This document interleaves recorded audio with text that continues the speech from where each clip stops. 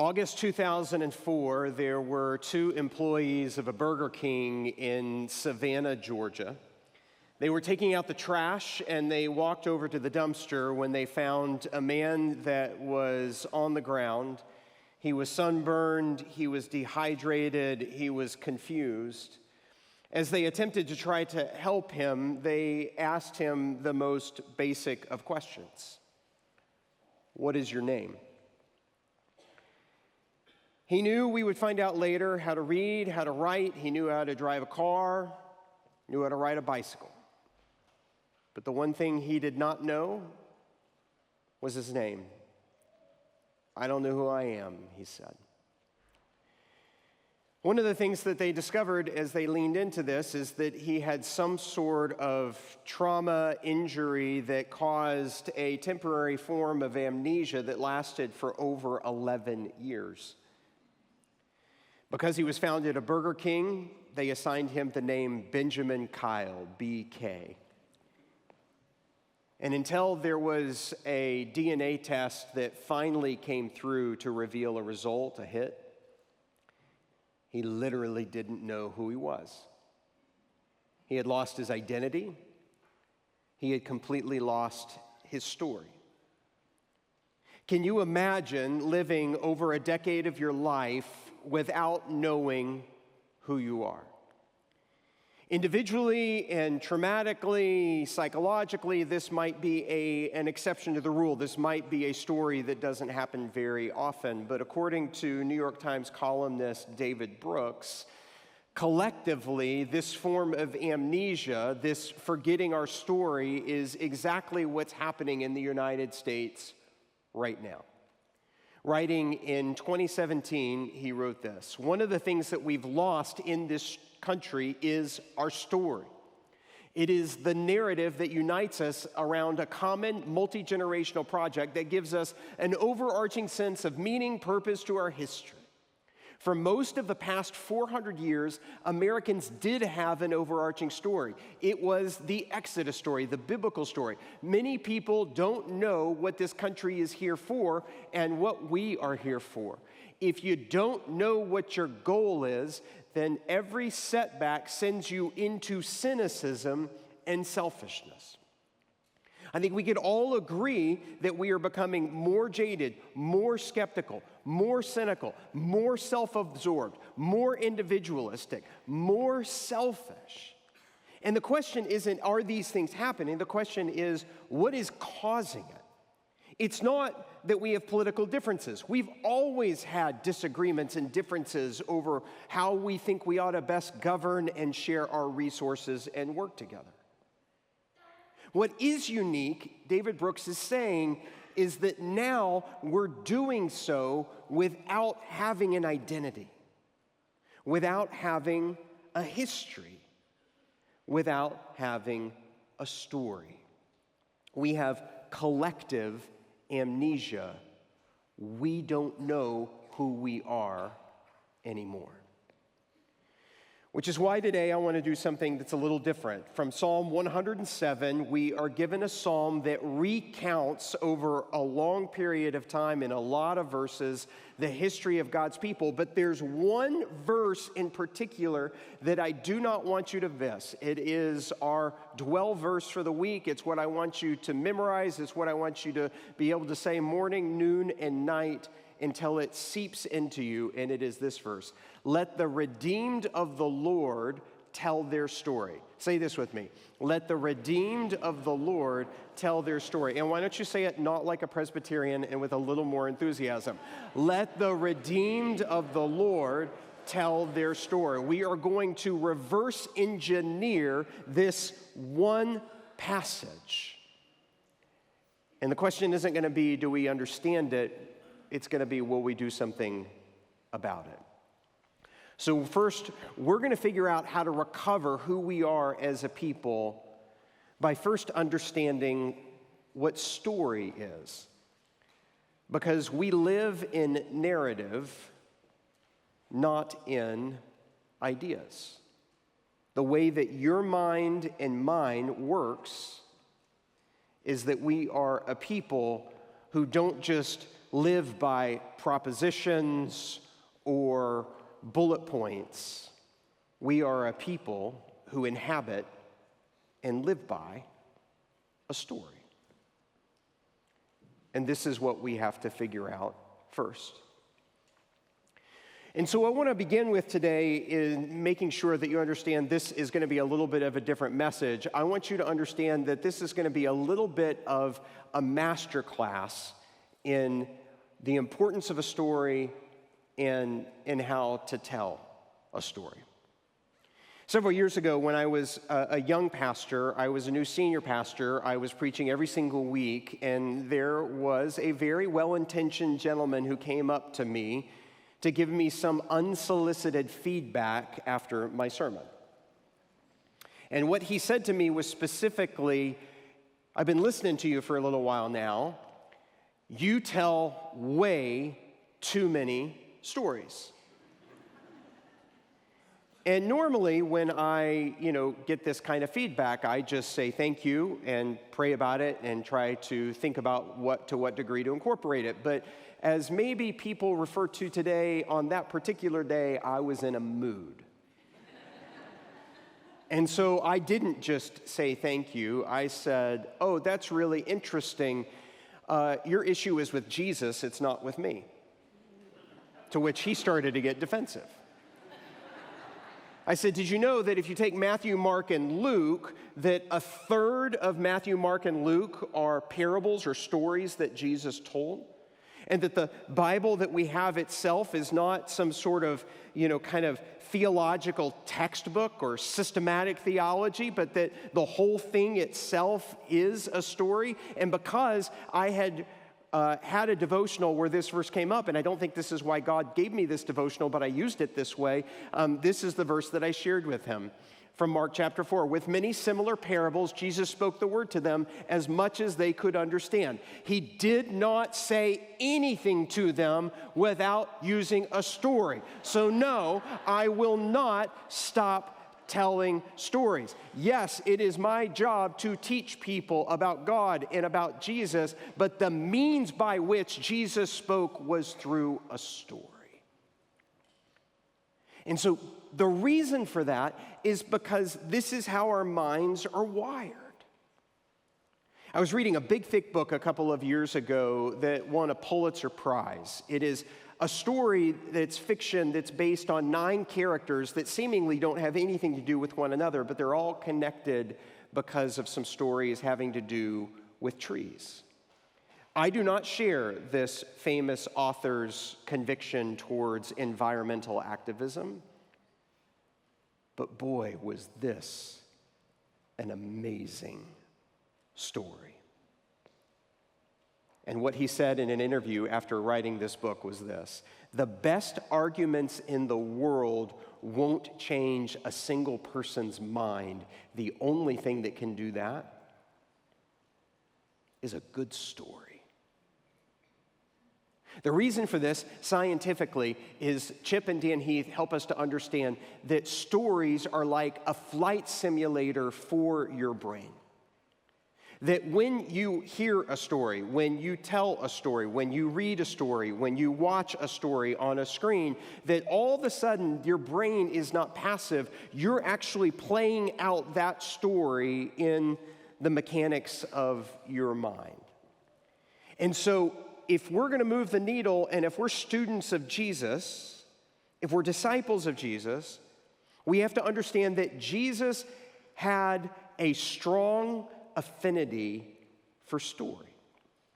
If we're going to recover who we are, if we're going to overcome the cynicism and the selfishness of our age, it's going to be that we move out of amnesia into remembering our identity. And the first thing we know is that the means by which that is going to happen is story.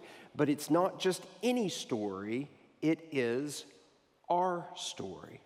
That everyone has a story, that we own that story, and that it is a part of God's larger story. This is what it will take for us to recover who we are. In John chapter 9, the religious leaders of Jesus' day and age are trying to trap Jesus. They see a man who's been born blind, and they try to trick him by saying, "Who sinned, this man or his parents, that he was born blind?" Jesus doesn't fall for the trap. He says neither, because this is so that God's glory might be revealed. And he heals the man. Because they're not successful in tricking Jesus, they persist in trying to trick the one who had been blind and now sees. And as they push him, he has this great line in John chapter 9, verse 25, when he says, "This one thing I know, I was blind, now I see." You know, that's not an argument, that's a story. That's a 7-word story. Can you argue, can you debate with somebody's experience of like, I was blind and now I can see? That is an inarguable experience because he invited them into his story. By God's grace and through his Spirit, you have a story as well. It may not be as dramatic as the Apostle Paul on the road to Damascus. It might not be as dramatic as you were blind, but now you see. But there is a before and an after, a BC and an AD. Something has changed, something has transformed in your life, even if it was slow, even if it was gradual. And so you have a story to tell. Historically, we refer to this as a testimony, and somebody desperately needs to hear your story. But it's not just your story. What it means to be a Christian is not just for each and every one of us to say we have our individual stories to tell. It's that our story is a part of a bigger story, a cosmic story, a larger story. A story about how a God made a good creation in his image and that we were fashioned into his likeness, but we didn't want it that way. We didn't want to be in the image of God. We wanted to be our own God. And so we rebelled, we pushed back, we said we want to do things our way. Sin entered into the world, and yet God lovingly persists with us. He chose to work through a small group of people, a family that would become ever expanded. His promise that he would bless them in order to be a blessing, and that blessing was handed down from Abraham and Isaac and Jacob and Joseph. It wasn't lost in slavery, that he redeemed them, that he brought them to a home so they could learn to be a family and a community as a nation. And he sent prophets to make sure that they were returning to the covenant, and eventually he sent his own son to live the life that we're supposed to live, to die the death that we deserve, to be raised to new life so that all the possibility of the explosion of his Spirit would come out and that we would become the kind of people that continue to bear his image, to live his fruit, and to be able to live towards that day when every tear will be wiped away from our eye and everything sad will come untrue and the new creation has dawned. I just told you the whole Bible in about 90 seconds. And here's my challenge for you. Can you do that? You might be like, well, I haven't trained to do that. I haven't practiced to do that. I haven't asked Chat to help me to do that. But this is what we do. Because we're not just supposed to give testimonies of where we've seen, I was blind, but now I see, but we're called to tell and to retell the story again. This is what Jesus did when he was raised from the dead. Luke chapter 24, look at this verse. This is the famous Road to Emmaus story. Jesus is raised from the dead. People are walking along, and beginning with Moses and all the prophets, Jesus explained to them what was said in all the scriptures concerning himself. He invited them into the biblical story. He helped to pull all of the pieces together for them so that they could see it. This is what we are called to do. These two different things. That if we're going to recover our identity and rediscover who we are, that it's going to happen via story. But it can't just be any old story. We have to own the story. It has to be our story. And thirdly, if we're going to recover who we are, we need to actually tell the story. That stories aren't just meant to be thought about and conceived, they're meant to be shared. Back in the Old Testament, one of the most important moments in the Exodus story, they're enslaved for over 400 years. God hears their cries. He rescues them. He brings them into safety of the wilderness. He gets them safely through the waters of the Red Sea. He takes them to Mount Sinai so that they receive the covenant. And then there comes this moment where they don't go straight to the promised land, but there's going to be a whole generation of wandering. And even when they get to the promised land, they're going to forget. And so Moses has a very specific calling for them. He says this in one of the most important chapters in the Old Testament. In the future, when your son asks you, what's the meaning of the stipulations, the decrees, the laws that the Lord our God has commanded you, tell him. But how does he tell him? We were slaves. This is a story. We were slaves of Pharaoh in Egypt, but the Lord brought us out of Egypt with a mighty hand before our eyes. They were witnesses. They had seen it, but they were not going to have the eyewitness account forever. They're going to have to tell and to retell and to retell, as an entire generation is going to be lost because they are going to be prone to that kind of amnesia. And they will forget. One of the most significant things that we do in church is to rehearse and to declare and to sing the story over and over again. This is why we have Christian education. This is what happens in this church, that generation by generation we continue to tell the old story. But it means you have to tell it. It's not just for me to do. You're like, Rich, you're a professional, you're a storyteller, you're a preacher. No. This only works if we all do it. And you're like, I don't know how to tell a story. Well, I'm glad you asked, because I'm going to coach you up on that. According to science, this is what makes a good story. It has identifiable characters, authentic emotion, a significant moment, and specific details. Consider this story. There was a man who was walking from Jerusalem to Jericho when he fell into the hands of robbers. He's lying there on the side of the road, and a priest comes by, and a Levite comes by, and a Samaritan comes by. All identifiable characters. They would have all known what a priest was like, what a Levi was like, and they certainly knew what a Samaritan was like. Identifiable characters. They've all walked that road between Jerusalem and Jericho, and they know that it gets really dark in the middle. Authentic emotion. Can you imagine the anxiety of what it's like to travel by yourself and to go through a mugging? The concern that would be there. Or the anxiety of, do I help or not? Is this a trap? Will this make me unclean?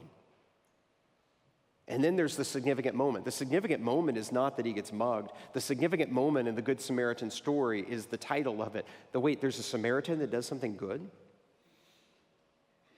Because they're traitors. They're unfaithful. But he's a neighbor to the man. And then think of the specific details. Jesus tells the story of the Good Samaritan and the great little detail at the end where he not only puts him and takes him on his animal to Jericho for him to be nurtured back to health, but he gives 2 denarii, 2 days' worth of wages to make sure that he's okay. Jesus is a master storyteller. You say you're a student of Jesus. Jesus told stories. Jesus was good at telling stories. Can you be a disciple of Jesus and not be a storyteller? I don't think so. If we're going to recover who we are, if we're going to get past our collective amnesia, if we're going to get through the trauma of where we are in modern America, it's going to come by a story, and we're going to have to own that story, and we're going to have to tell that story, and we need to understand that what's behind every single story is redemption. That woven into the fabric of every single narrative is restoration. I'm going to tell you something that I learned this week that made me feel old, and I want you to feel old, so I'm going to share this information with you. I want you to join me in my oldness. And that is this: that Toy Story is 30 years old now. Can you believe that?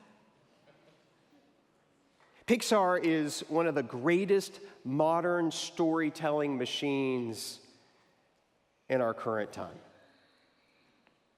And they have a pitch, they have a formula that every Pixar film conforms to, and this is the one thing that they work on over and over and over and over again until they get the story right. Once upon a time, there was a boy named Andy. Every day, Andy played with his favorite toy, Woody. One day, Andy had a birthday, and he got a new toy named Buzz. Because of that, Woody got jealous. Because of that, they started fighting with one another. Because of that, everything started to fall apart. The toys were almost destroyed, and they are almost lost and ripped away from home. Until finally, Buzz and Woody work together. They discover that they both belong to Andy and that they are actually friends. You can go through every Pixar movie that way. But guess what? Pixar didn't invent this. Once upon a time, there was a father who had two sons. Every day, that father lavished his love and his grace and his generosity upon those sons. One day, the younger son came to him and said, "Give me my share of the property that belongs to me. I want my inheritance. I wish you were dead." So the father gave it to him. And because of that, he sold everything he had. And because of that, he moved far, far away. And because of that, he squandered all of the money. And because of that, a famine took place in that country, and because of that, he found himself in the lowest menial job that a Jewish boy could be in, feeding the pigs. And because of that, he hits rock bottom, and he realizes how much his father had actually loved him, and he'd rather be a servant than be with the pigs. And because of that, he mustered up enough courage to get up and to go to his father. And because of that, his father, while he was still a long way off, ran to him, put his arms around him, embraced him, put a robe on his back, a ring on his finger, got the fatted calf and killed him because he wanted to celebrate because his son who was lost is now found. You think Pixar invented a good story? Every story, according to Jesus, according to Pixar, builds toward that until finally moment. That's the moment of redemption. The cross is not the exception. The cross is the center of reality. It doesn't matter how warped a show is, a book is, how lost or even depraved it is. At the core of it, somewhere in there, is that until finally moment that we are not only hardwired for emotion, but that every story that we've ever told has at the core of it that redemption, that restoration, has that desire to make something new and whole again. We will never recover our identity and remember who we are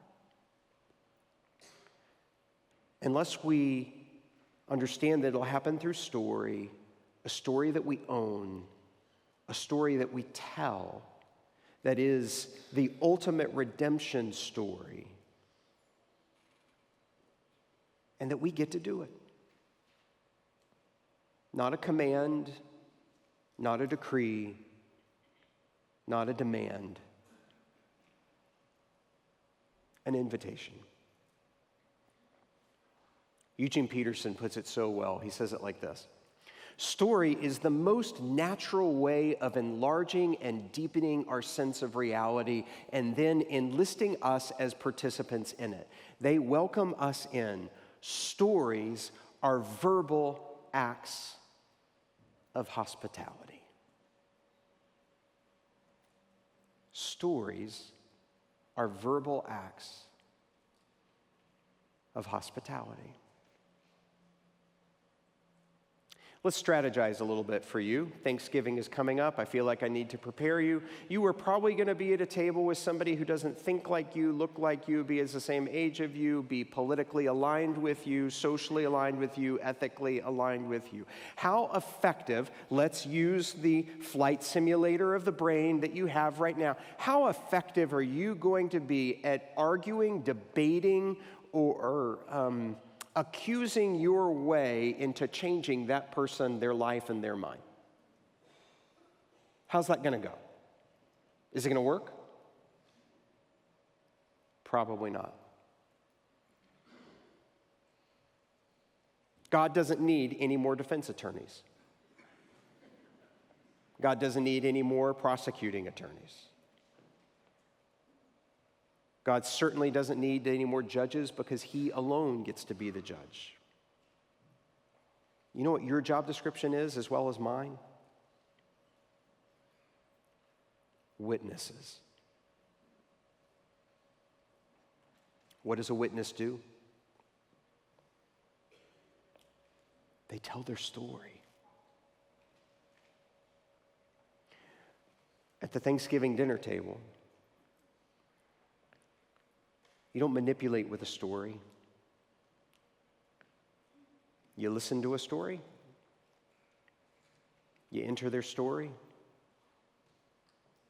You invite them into your story. If anything's going to change, it's going to happen like that.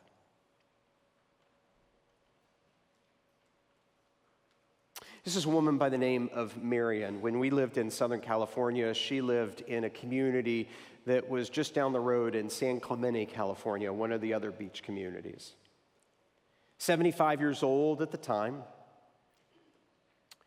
She grew up in a smaller community of Covington, Kentucky, so almost all the way across the country. When she was 10 years old, she was a Girl Scout, and when she was a Girl Scout, she was invited to participate in an essay writing competition, which she did, which she won, and she always remembered that. Life happens, she moves on, she grows up, she moves halfway across the country. So she's in San Clemente, California, and she goes to a used bookstore because she is thinking about buying a Bible. And she goes into this used bookstore, and she grabs a Bible off of the shelf, and she opens it up, and she starts to look through it, and she figures this seems to be about the right kind of Bible for her. And that's when she notices that there are some faded yellow sheets of paper that are folded and tucked into the Bible. And she opens them up, and her heart stops. True story. She recognizes the handwriting. She recognizes her name at the top. These are the notes that she wrote to prepare the handwritten essay that she won the competition in when she was a 10-year-old girl. 65 years earlier.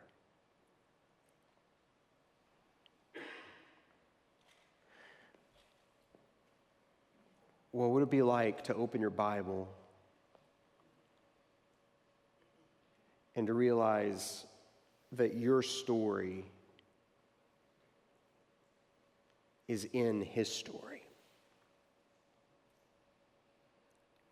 Let the redeemed of the Lord tell their story. If we're going to make any recovery of our identity, our history, our memory, it'll be because there was a movement of God's people who weren't going to try to argue their way through it, debate their way through it, make snide comments on social, not complain about it, not get swept up in the selfishness and the cynicism of the age. You know how things will change? When a redeemed people tell their story. So let's pray.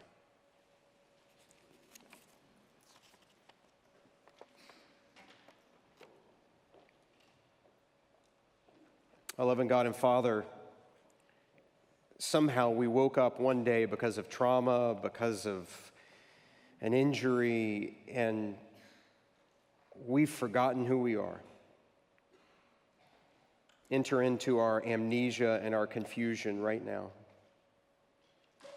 And give us once again, from the lips of the great storyteller, Jesus himself, not just information, but a narrative that's big enough for us to inhabit. And for us to realize that story is the language of our minds and our souls. I pray that we will become a people that will own our stories, that like the man who was born blind, we would say, this one thing I know, I was blind, but now I see.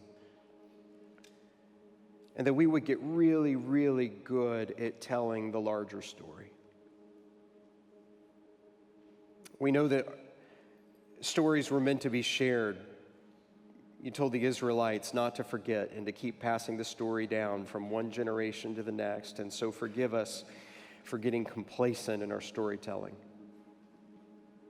Animate this community right here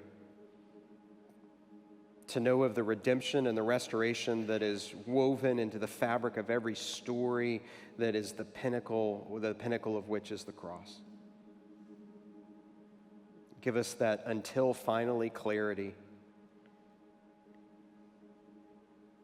And God, invite us into that larger story right now until we know that's my name. That's my story. That's who I am. In Jesus' name I pray. Amen.